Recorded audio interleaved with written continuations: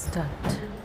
Sir, I beg to move that the bill to provide for the establishment of educational tribunals for effective and expeditious adjunction of disputes involving teachers and other employees of higher educational institutes and other stakeholders, including students, universities, institutions, and statutory regulatory authorities, and for matters connected therewith or incidental thereto, as passed by Lok Sabha, by taken into consideration.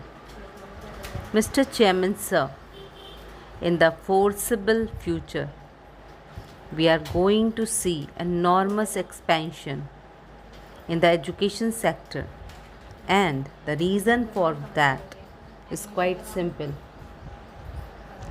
The reason is that we have very large young population, about 220 million.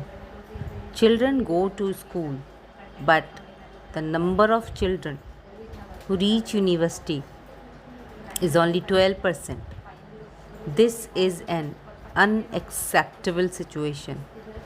It is for this reason that the Lok Sabha and the Rajya Sabha passed the Right to Education Act, the intent being that more and more children, particularly the girl child, the differently abled children, actually receive quality education in our schools.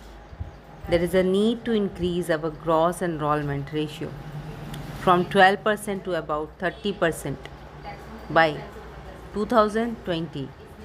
That is the intent as we implement the Right to Education Act with the support of the state government and other stakeholders. This ratio will increase. With the increase of this ratio, there will be a larger number of children going to the university system and a larger number of children moving towards vocational education. Therefore, as the regulatory structure evolves, there are going to be a lot of disputes that will emerge. We believe in that context. The time has come for us to move away from the normal court system and set up tribunals at the state level and at the national level to deal with all those disputes.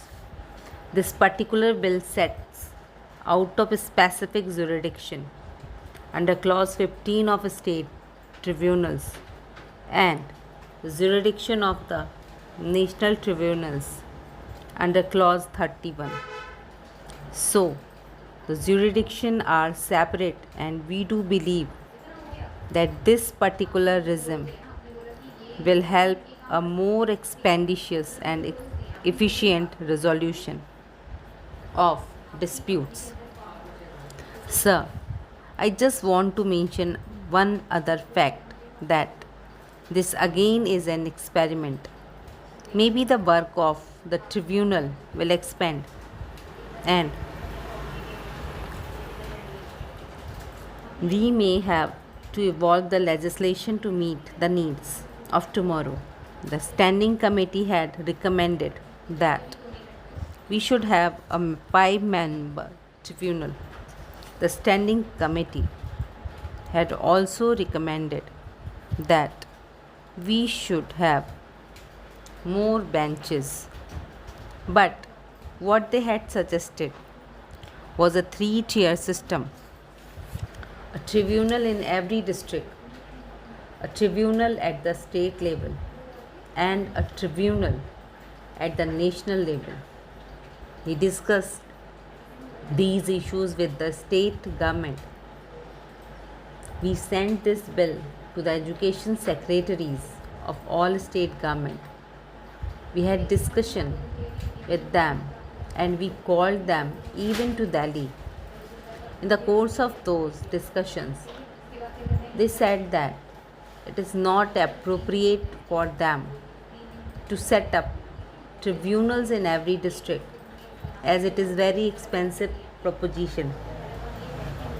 It is with those suggestions in mind that we have decided not to set up tribunals at the districts level and to set up tribunals at the state level, but the recommendations of the standing committee will be certainly taken into account by us as we move forward, and as and when we feel that it is necessary for us to enlarge the tribunals, like having 5-member tribunal or have more numbers of tribunal. We are not averse to that. We will swiftly move forward in that direction as and when the need becomes necessary. The other thing I wish to say is this is the first piece of legislation which is connected with 3 other bills that are now pending before the standing committee. We have the educational malpractices bill, under which come the disputes involving malpractices of institutions, which we see every day morning in abundance through newspapers, advertisement. Those malpractice will also go to this tribunal. In addition to that, disputes with regulatory authorities, disputes of affiliation, disputes involving student, teacher, etc., will go to these tribunals as well. Then we also have an accreditation authority bill, which is interconnected with the tribunals, because when the accreditation process is on, there will be disputes between the institutions who seek accreditation and the accreditation authorities which grant accreditation. Those disputes will also go to the tribunals. Then we also have the foreign education provider bill. In terms of that bill, foreign education provider must conform to the national law of our country, and in the event they do not conform to any of the national law of our country, the disputes will arise, and therefore those disputes will also go to these tribunals. In a sense, therefore, this bill deals with all the other connection legislation which are before the standing committee. I hope as and when the recommendation of the standing committee come, we will be able to deal with them.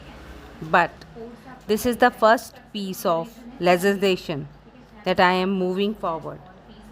Then there are certain other recommendations of the standing committee.